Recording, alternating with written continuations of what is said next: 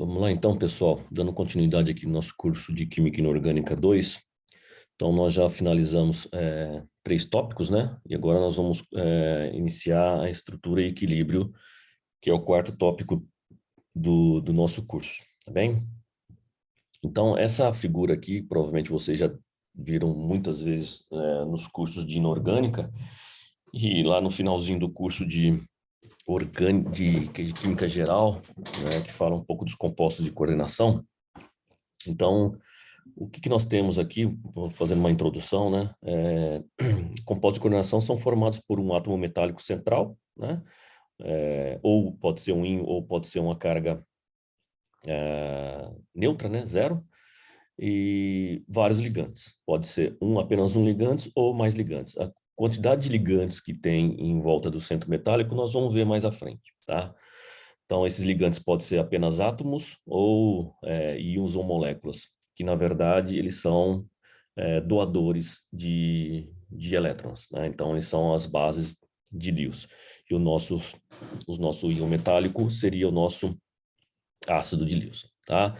Então, isso nós já temos observado isso durante o nosso curso.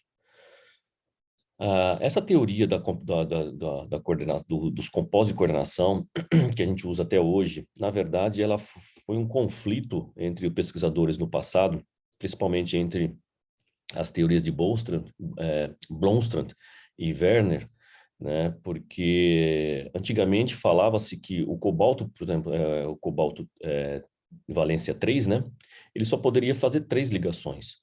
E a gente tinha, experimentalmente falando, né, um certo número de átomos ou moléculas numa estrutura molecular, né? E Bronsted falava que seria essa estrutura aqui. E quando começou a surgir a teoria de Werner, né, que confrontava alguns dos experimentos que a teoria de Bronsted não conseguia explicar, começou-se a desenvolver uma nova teoria, que é a teoria de Werner. Bronsted falava que quando em solução, né, esse carinha aqui, que era a fórmula que ele propunha na época, formaria 4 íons. E era experimentalmente comprovado, 4 íons. No caso aqui, o cloreto, né, que está em itálico aqui, seria a ligação que romperia em solução e formaria um cloro, 2 cloros, 3 cloros, né, e mais o íon que é formado pelo cobalto e as amônias. Tá? Então, seria 4 íons previstos e isso eu observava também. Na teoria de Werner também, quando em solução, 3 cloretos em solução, mais o íon, esse íon do cobalto e as amônias, nas 6 amônias, também era previsto no número 4 íons em solução. No caso desse, quando a proposta era esta fórmula, né, parecendo, na verdade são isômeros, Bronze também falava que esse cara aqui, quando em solução, tinha 3 íons, né? No caso, os cloretos em itálico saía, quebrava a ligação, e esse cloreto, quando estava ligado diretamente ao centro metálico, no caso do cobalto, ele não rompia essa ligação. Tá? Era a segunda teoria de Bronsted. E, experimentalmente falando, eles observavam 3 íons, que seria esse cloreto e ao resto da molécula, tá? Nesse caso aqui também, a proposta de Werner também corroborava com os resultados experimentais, que eu tinha 2 cloretos, né, em solução, mais esse íon complexo. Quando, na teoria de Bronsted, que observava apenas 2 íons, Bronsted falava que era este composto aqui, onde eu só tinha um cloreto que era possível de romper e a outra, o resto da molécula, ou seja, eu teria um íon e o outro íon complexo, que também corroborava com os resultados experimentais. O mesmo acontecia com a teoria de Werner, né, que eu tenho apenas um cloreto fora do parênteses aqui, né, do colchetes, parênteses, perdão, e, e 2 íons, esse cloreto e esse íon complexo. Só que a teoria de Bronsted começou a ser muito questionada quando esse complexo não apresentava nenhum íon em solução e Bronsted falava que teria 2, né? que eu teria aqui bem parecido essas duas moléculas aqui, mas com 2 íons previsto. Bom, desse confronto aqui, Werner, o que fez? Sintetizou todos esses complexos, todos eles, e foi fazendo experimentos para ver os resultados. E propôs a sua teoria, onde que seria esse tipo de estrutura, onde eu tenho um íon metálico ligado a 6 ligantes, que os resultados corroborava com os experimentais, né? Os experimentais com a teoria batia. Foi aí que começou a cair, deixando de se usar, né? A teoria de Bronsted deixou de ser usada.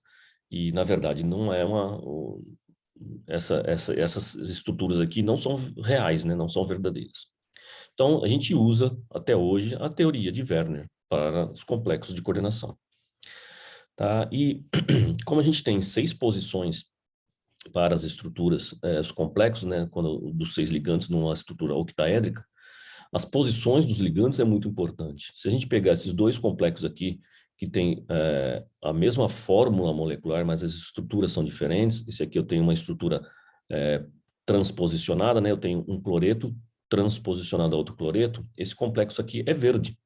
E quando eu tenho a mesma forma molecular com esses 2 cloretos aqui na posição cis, eu tenho um composto violeta. Isso só falando das cores, né? E da sua estrutura. Quando a gente parte para um complexo onde as suas posições dos ligantes têm uma aplicação fundamental no uso do composto, é muito mais importante, né, do que só simplesmente a cor. Por exemplo, aqui eu tenho a cisplatina, que é o anticancerígeno mais utilizado no mundo até hoje.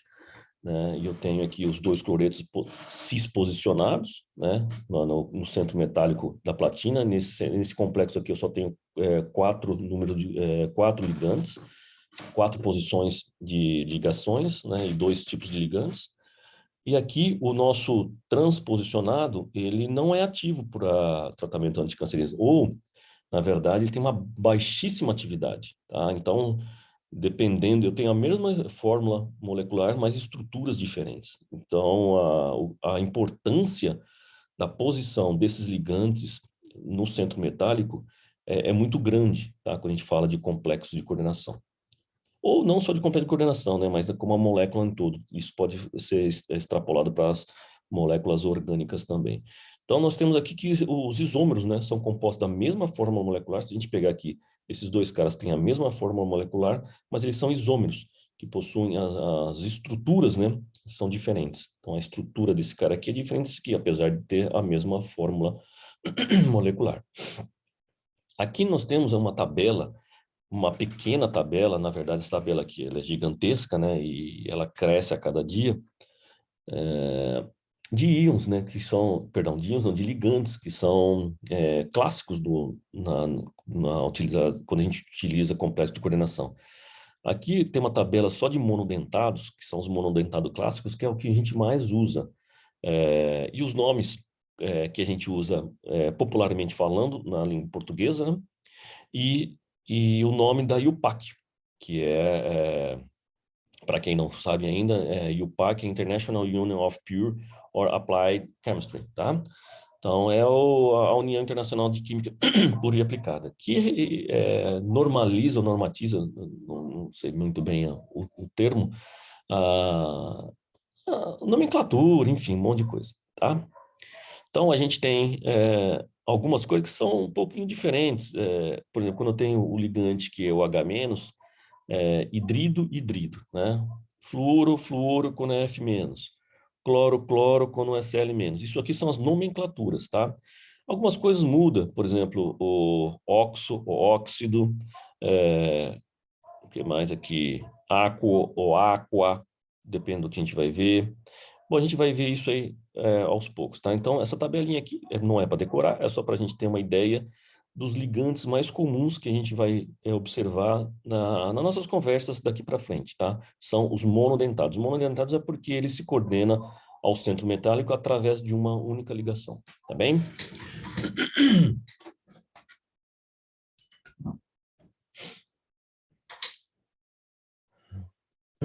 Aqui eu tenho alguns exemplos de isômeros com ligantes quelatos, né, que eu tenho 2 pontos de coordenação, e ligantes monodentados, que eu tenho 1 ponto de coordenação. Observe vocês que esses 2 carinhas aqui são isômeros, né, um complexo de etileno-diamina, duas etileno-diamina e 2 cloretos, 2 etileno-diamina e 2 cloretos. Esses 2 aqui são transposicionados, esse aqui 2 são cisposicionados, e são compostos diferentes. Então, eu tenho aqui vários exemplos onde, por exemplo, esse aqui, ó, em preto, é só um ligante. E esse único ligante ocupa as 6 pontos de coordenação de um íon metálico, ou de um centro metálico. Tá? Então, eu posso ter apenas um ligante ocupando um ponto de coordenação, ou apenas um ligante ocupando um ou até 6 pontos de coordenação, ou até mais, tá? A gente vai conversar sobre isso. Eu tenho opções de ligantes em pontes, né? O oxigênio, por exemplo, pode ligar em ponte com o centro metálico de manganês aqui. E assim por diante, tá bem? Nós vamos estudar bastante nesse capítulo esses tipos de ligações. Aqui eu tenho uma outra tabela de ligantes polidentados. Polidentados é quando o ligante ele liga ao centro metálico através de mais um ponto de coordenação. Tá? Por exemplo, o ACAC aqui, que é o acetil acetonato, tá? Que é essa fórmula e possui essa estrutura aqui, ó. Ele se liga ao centro metálico através desse oxigênio e desse oxigênio. A bipiridina, tá?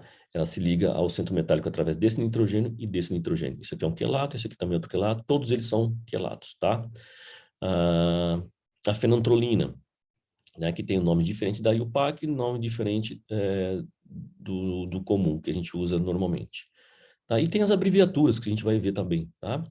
Quando a gente escreve a fórmula, a gente pode só escrever só a abreviatura, ao invés de escrever a fórmula.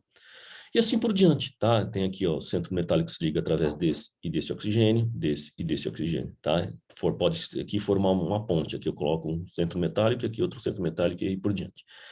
Aqui se liga através dos enxofres, assim por diante. Tá? Isso aqui são uma pequena tabela de ligantes polidentados, que nós chamamos de quilantes. Essa tabela também é muito grande e cresce a cada dia, porque as moléculas são criadas diariamente, né? A gente não tem uma tabela com todos os ligantes. E aí vai, tá? Tem vários tipos de ligantes quelantes, tá? Enfim, cada um com as suas propriedades físico-químicas. Aqui, pessoal, vamos começar uma regra de nomenclatura que é um resumo, tá, de nomenclatura para compostos inorgânicos.